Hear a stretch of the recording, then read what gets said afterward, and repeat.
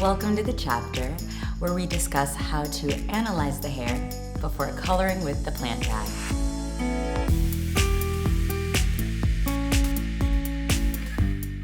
Analyzing the hair type and its condition is essential because an error in judgment can deliver a different color result than expected.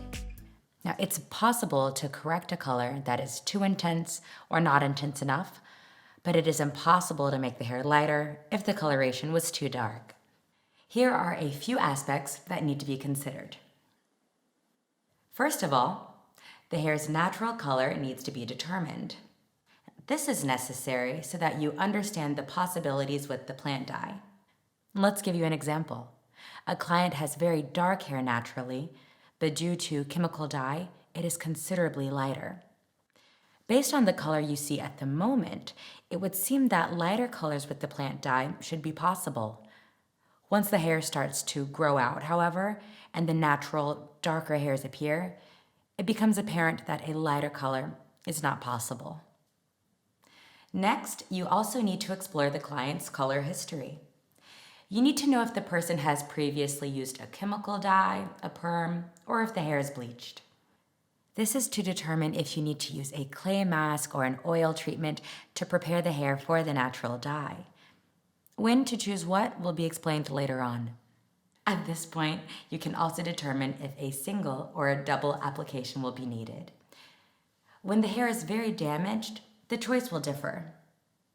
This leads us immediately to the next aspect, the porosity of the hair.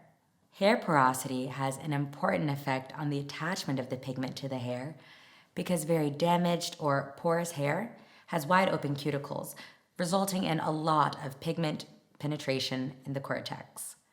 This is especially true with cold pigments like indigo, which normally need a longer processing time to be effective. In the case of damaged hair, especially bleached hair, the process is reversed. Weak pigments affix more quickly to the hair, which can lead to over-neutralization and therefore a green reflect. To prevent this from happening, adapt your technique. For a single application, use fewer indigo pigments and regularly check the effects of these pigments. For a double application, shorten the processing time for the second application containing the indigo. Keep in mind that if the client has very damaged, bleached hair, a double application is a safer option because it is easier to monitor. In the case of the opposite, namely very strong hair, you need to think in the opposite way. If you respect the normal processing time, the color will be considerably brighter and lighter. So, for a same coloring effect, you need to take into account the processing time. Next, you need to take into account the percentage of gray hair. The amount of gray hair a person has is important because the more gray hair, the more a double application is needed if the client wants an all-over uniform color. Now, how the gray hairs are distributed is also an essential factor.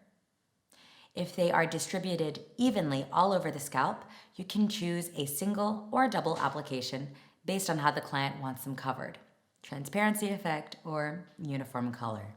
If, on the other hand, the hairs are unevenly distributed and growing in patches, a single application with a color rinse is needed to create a uniform color that covers the patches of gray hair. The final step is that you need to consider the thickness of the hair and its structure, as it affects not only how well the pigments affix to the hair, but also the length of the processing time. A pigment will have a harder time affixing to thick hair, while it will affix much more quickly to fine hair. The processing time will therefore be longer for thick hair, and for fine hair, shorter.